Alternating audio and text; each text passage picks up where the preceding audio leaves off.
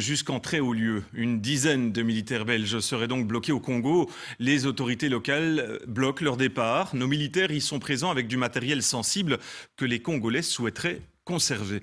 Une information RTL développée par Eric Van Deus et Bruno Spaak. Ils sont 12 sur place, 12 militaires belges coincés en République démocratique du Congo depuis plusieurs semaines.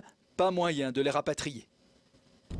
Il y a quelques mois encore, la collaboration avec l'armée congolaise fonctionnait pourtant plutôt bien. Nos soldats aidaient à former les militaires congolais, une aide précieuse qui pourtant s'est arrêtée brutalement.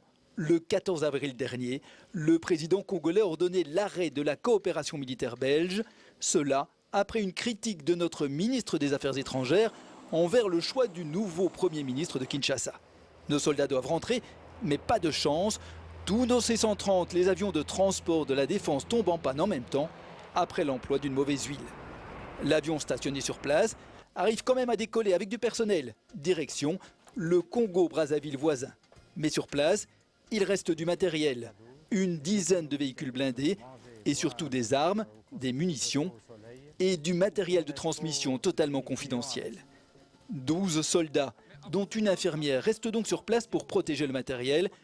D'après leur famille, la défense aurait tenté d'envoyer un avion français et un espagnol pour les récupérer, mais le Congo leur aurait interdit son espace aérien.